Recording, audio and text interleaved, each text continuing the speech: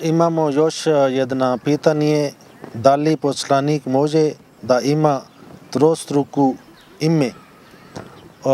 Ovo isto je od jedan naš član, jedna naša sestra, ona je poslala ovo pismo zato što ljudi pričaju da Hazrat Mirza Ghulam Ahmad alaih salam njegova ime je dugačka ime i zato ne može da on bude poslan od Allaha, a ostali poslanici oni imaju kratak imena. Šta se tiče ovo optužba, nema nikakva pravila u časnom Kuranu i isto časni poslanik sallallahu alejhi ve sellem negdje nije rekao da poslanik ili čovjek koji dolazi od Boga on ne može da ima dvostruko ili trostruko ime. I mi imamo par primjera da neki poslanici oni su imali takvo trostruke ime.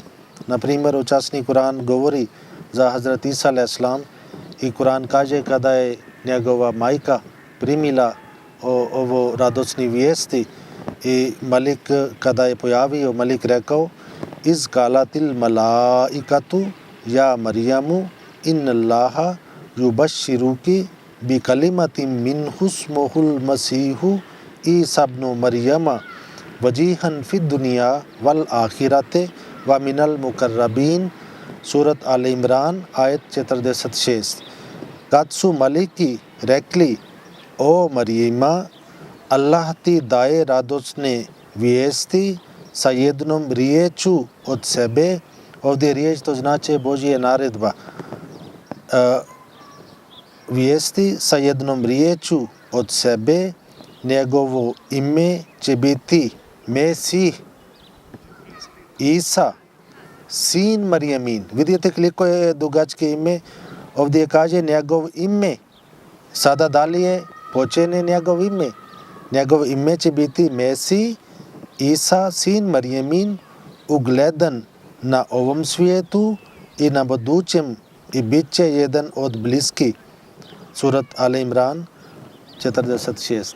I valjda možda ovo je interesantno da Isa alaih salam on imao tako velike ime i na ovo doba običani Mesija alaih salam koji je došao u mjesto Isa alaih salam i njegov ime je isto trostruko. I mimo toga ime Ismail. Ismail isto je sastavljena od dvije riječi. Jedan je Isma i drugi je Il, koja tako se prevodi. Allah je čuvao Isma, to znači kao da je čuvao Il, moja molitva. Allah je čuvao moja molitva. Ovo je prevod za riječ Ismail.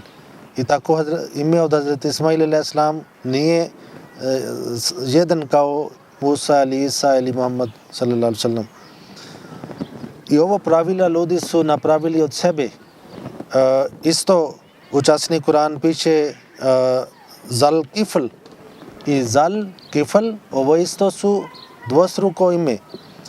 I Hazrat Yunus alaih salam, njegov ime u časnom Kur'anu isto se kaže Zunnun.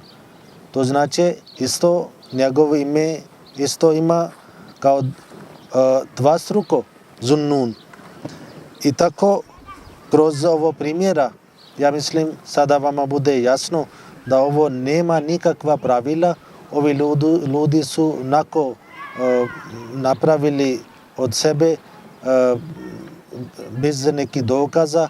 Ako ima dokaza, onda treba da oni prenesi, treba da pokažu da postoji Kur'an ili hadis, ali nema takav neki upustvo, takav upustvo. Ja mislim sada ovo stvar treba bude vama jasno. Assalamu alaikum.